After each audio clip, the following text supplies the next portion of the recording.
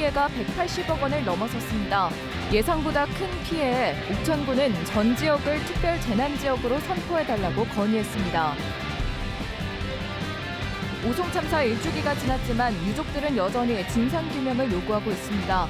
비슷한 과정을 겪었던 다른 참사 사례를 살펴봤습니다. 지난해 오송 참사가 일어나던 날 산사태가 도로를 덮치면서 20대 청년이 숨졌습니다. 진상규명을 요구하고 있는 유가족들을 만나봤습니다. 더불어민주당 현역 의원 2명이 도당위원장 출사표를 냈습니다. 11년 만의 경선인데 여야 주요 정당이 벌써부터 지방선거를 바라보고 있습니다.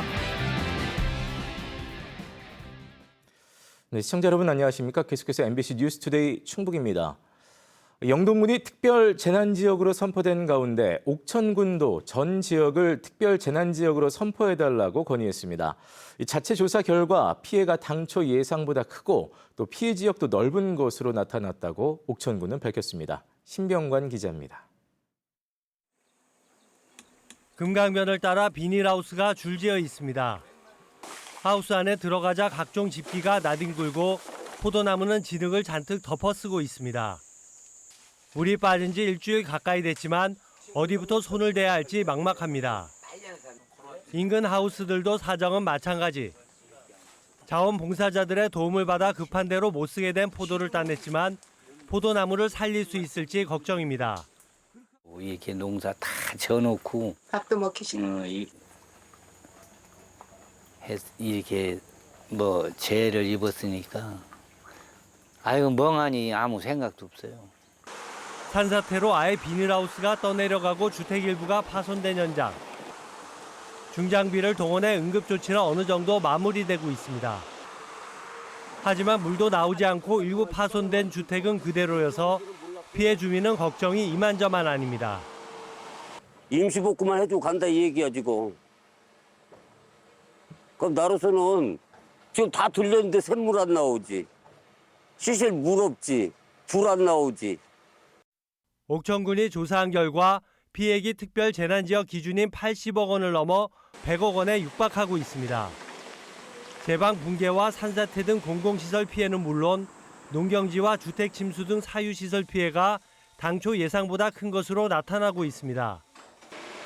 지역적으로도 피해가 큰 이원과 군서면 외에 금강을 끼고 있는 동이면 일대 등의 피해도 적지 않습니다. 옥천군은 이에 따라 옥천 전 지역을 특별 재난지역으로 선포해 줄 것을 건의했습니다. 당초에는 2개면만 피해가 큰 줄 알았더니 실질적으로 조사를 해보니까 8개 읍면에도 침수 피해가 상당히 큰 거로 갖다 알고 있습니다. 옥천군의 최종 피해액은 이번 주 국가 재난관리 시스템 입력 마감까지 더 늘어날 전망입니다. 특별 재난지역 선포 여부는 옥천군이 자체 조사에 입력한 피해액이 정확한지 정부가 조사에 결정하게 됩니다. MBC 뉴스 신병관입니다. 지난주 충북을 휩쓸고 간 집중호우 피해 규모가 계속 커지고 있습니다. 어제 오전 기준 도내 피해액은 182억 5천만 원으로 도로와 하천 등 공공시설 피해가 148억 원을 차지했으며 주택 등 사유시설 피해도 2,400건을 넘었습니다. 특히 주택은 침수 98건과 파손 8건 등 106건이 접수됐고 여전히 옥천과 영동 지역 11세대 21명이 임시 거주하고 있습니다.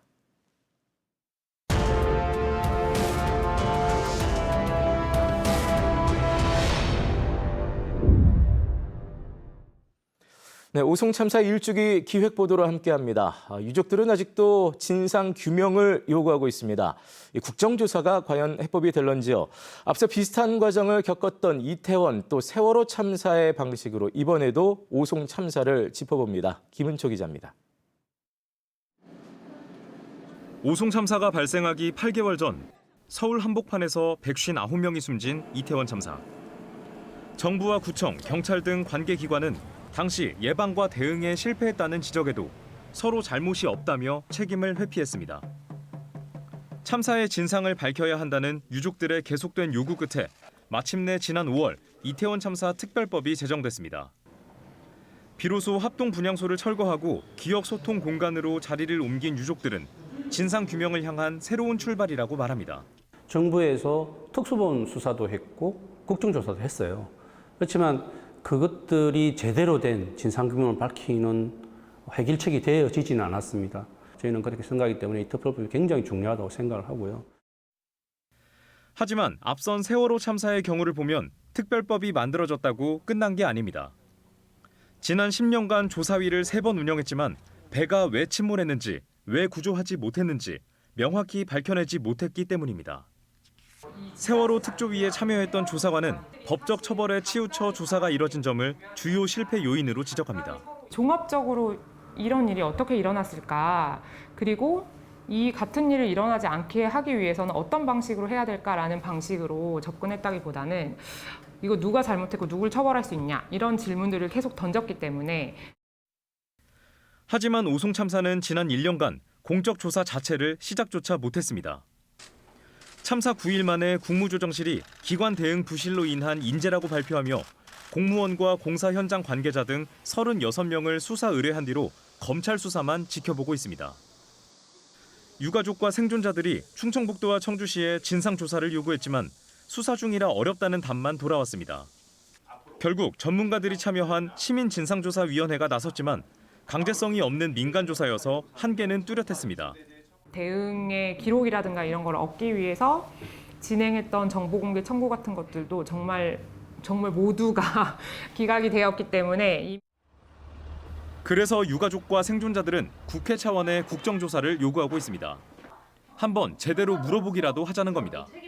오송 참사가 가장 안타까운 점은 사실 누가 무슨 잘못을 했는지 한 번도 제대로 물어보지 못했던 참사라는 점입니다. 국회에서 충북 국감을 하지도 못했고, 또 현안 질의를 열어서 관계자들을 다 불러서 증인으로 세워놓고 질의를 하거나 총괄적인 질의를 하거나 하지도 못했거든요. 국정조사가 이뤄지더라도 진상규명까지는 아주 오랜 시간이 걸리는 경우가 많습니다. 지치지 않고 버티는 게 무엇보다 중요하다고 다른 참사 유족들은 말합니다. 한 단계 한 단계 거쳐오면서 희망을 가졌다가 다시 또 포기하거나 이런 경우들이 계속 되풀이 됐었던 거거든요. 하나하나 이렇게 되어 가시는 게 안 될 것 같지만 되거든요. 그래서 포기하지 않으시는 마음이 되게 중요하실 것 같아요. MBC 뉴스 김우초입니다. 네, 한편 지난해 오송 참사가 일어나기 3시간 전 9km 떨어진 곳에서는 도로 옆 사면이 무너져 출근 중이던 20대 청년이 목숨을 잃었습니다. 경찰은 9개월 만에 시설물을 제대로 관리하지 않은 혐의로 공무원 6명을 검찰로 넘겼고 아직 기소 판단이 안 된 상황입니다. 이초원 기자가 보도합니다. 납골당에서 환한 미소를 짓고 있는 20대 청년. 지난해 출근길에 도로 경사면이 무너지면서 승용차를 덮쳐 숨진 28살 신모 씨입니다. 일주기를 맞아 가족들이 모였습니다. 가족들은 사진 속 고인을 바라보며 말을 잇지 못합니다. 그냥 심장이 어제 심장마비 올 것 같아. 심 씨는 소방 분야에서 일하던 아버지 뒤를 잇겠다며 고향인 부산을 떠나 청주에 있는 대기업 안전 점검팀에 입사했습니다. 사고 당일 휴대전화에 집에 전화하기가 할 일로 담겨 있을 만큼 자상하고 성실했던 아들. 아버지에게는 집안의 자랑이었습니다. 자원급제 때 해야 되나? 그냥 항상 뿌듯하고 매일 보면은 또 매번 오면 이제 내한테 티라도 하나 뭐 사줄 것 같고 뭐라도 자꾸 사주고 싶어 하고. 경찰이 9개월간 수사를 벌인 결과 사고의 원인은 부실한 시설 관리였습니다. 매년 2번 이상 정기 점검을 받아야 하는 2종 시설물이었지만 2016년 준공 이후 단 한 번의 점검도 받지 않았습니다. 청주시는 준공 이후 시설물 관리 대상에 등록하지 않았고 관리 주체였던 보은국토관리사무소 역시 이 같은 사실을 확인하거나 시설물을 점검하지 않았습니다.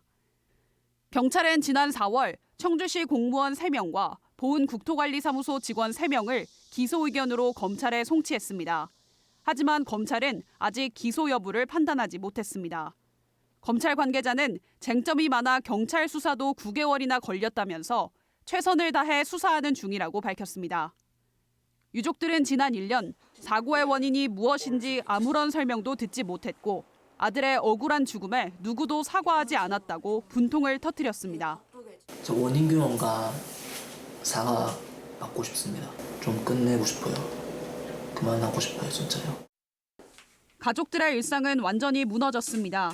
아들의 죽음 이후 아버지는 삶의 목표를 잃었고 출근도 하지 않고 있습니다.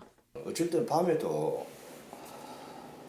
진짜 심장이 막 갑자기 탁 하면 막 심장이 딱 멎어버릴 것 같아. 차라리 멎어버렸으면 차라리 어찌 보면 편할 줄은 모르는데 그러면 막 계속 아파요, 가슴이. 아들이 세상을 떠난 지 1년. 어머니는 오늘도 진상규명과 책임자 처벌을 아들 앞에서 약속했습니다. 엄마의 자르고 시시하게 어느 그날까지 내 열심히 살고 있을게. 고마워. 엄마 또 올게. MBC 뉴스 이초원입니다. 충북 최초의 59층 초고층 아파트 건립이 본격적으로 추진됩니다. 청주시는 사직동 일원에 최고 59층 아파트 7개 동과 48층 오피스텔을 건립하는 내용의 사직 4구역 재개발 사업 시행계획 인가안을 공람 공고했습니다.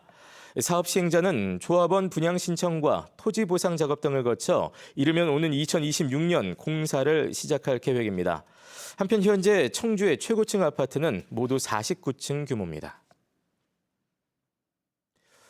더불어민주당 충북도당이 11년 만에 경선으로 차기 도당위원장을 선출합니다. 이광희, 이연희 두 초선 의원이 맞붙었는데요. 여야 모두 곧 있을 전당대회를 통해 새 지도부를 꾸리고 다음 지방선거와 대선을 향한 경쟁에 돌입하게 됩니다. 이병선 기자입니다. 더불어민주당 차기 충북도당 위원장에 청주 서원 이광희, 흥덕 이연희 국회의원이 도전장을 냈습니다. 출마 기자회견을 연 이연희 의원은 지지세를 확장하는 역동적인 도당을 만들어 정권 교체를 이루겠다는 포부를 밝혔습니다. 지방선거 승리를 발판 삼아 제21대 대선 승리와 정권 교체를 반드시 이루겠습니다. 이재명 대통령 시대를 열고 제4기 민주정부를 수립하는 데 충북도당이 전진기지 역할을 하겠습니다. 이재명 대선 후보 선대위 전략상황실장, 민주연구원 상근 부원장 등 당의 전략, 정책을 수립했던 경험을 내세웠습니다. 앞서 도당위원장 후보로 등록한 이광희 의원은 재선 충북도의원, 충북도당 대변인을 역임한 지역활동 경력을 강점으로 들었습니다. 그러니까 당의 사정뿐만 아니라 충북에 대한 사정을 가장 잘 알고요. 충북에 대해서 잘 알고 있기 때문에 민주당 충북도당이 무엇을 통해서 충북을 바꿔낼 것인가를 가장 잘할 수 있는 적임자가 저라고 생각합니다. 또 지방선거와 대선에서 충북의 사령관 역할을 하겠다며 지방의원 의정 지원, 당원 경선제 도입을 내걸었습니다. 민주당이 선거로 충북도당 위원장을 뽑는 건 지난 2013년 변재일, 김종률 2인 경선 이후 11년 만에 처음. 권리당원 80%, 전국대의원 20%의 투표로 오는 28일 당선자가 최종 확정되는데 2년 뒤 충북의 지방선거를 진두지휘하는 자리인 만큼 합의 추대 대신 위상 강화를 노리는 두 초선 의원의 경쟁 구도가 잡힌 것으로 보입니다. 앞서 지난달 서승우 충북도당 위원장을 선출한 국민의힘은 도당과 시군 조직의 실질적 변화를 꾀하고 있습니다. 또 새 당대표가 뽑히는 23일 전당대회를 계기로 충북 총선 패배의 후유증을 극복할 지지세 결집을 노리고 있습니다. 변화하는 충북도당, 일하는 충북도당, 또 주민과 호흡하는 도당이 되겠습니다. 그래서 이를 토대로 해서 2년 후에 지방선거, 3년 후에 대통령 선거, 4년 후에 총선에서 다시 우리 주민들과 유권자, 당원들로부터 사랑받는 충북도당이 되도록. 국민의힘은 과열 양상을 보이고 있는 전당대회, 민주당은 도당위원장 경선에서 불거질지 모를 당내 갈등을 어떻게 해소하느냐도 관건입니다. 중앙당과 도당의 새 체제가 완료되는 다음 달을 고비로 중도 확장을 노리는 충북 여야의 무한 경쟁이 시작될 것으로 보입니다. MBC 뉴스 이병선입니다. 충주시의회가 후반기 첫날 시민단체로부터 밀가루 세례를 받았습니다. 애국국민운동 대연합은 성범죄 사건에 가족이 연루된 시의원을 시의장으로 추대하려 했다며 충주시의회 청사 밖에서 밀가루를 뿌리며 각성을 촉구했습니다. 한편 국민의힘 시의원들은 김나구 의장이 인사말을 하려 하자 빠져나갔다가 본회의 개회선언 직전에 돌아오는 등 의장 선거에 대한 불만을 드러냈습니다. 충북대병원 제16대 병원장으로 김원섭 소아청소년과 교수가 임명됐습니다. 김원섭 교수는 강원도 원주 출신으로 서울대 의대를 졸업한 뒤 지난 1997년 충북대 의대 교수로 임용돼 의과대학장과 충북대병원 의료혁신실장 등을 역임했습니다. 임기는 오늘부터 3년 동안입니다.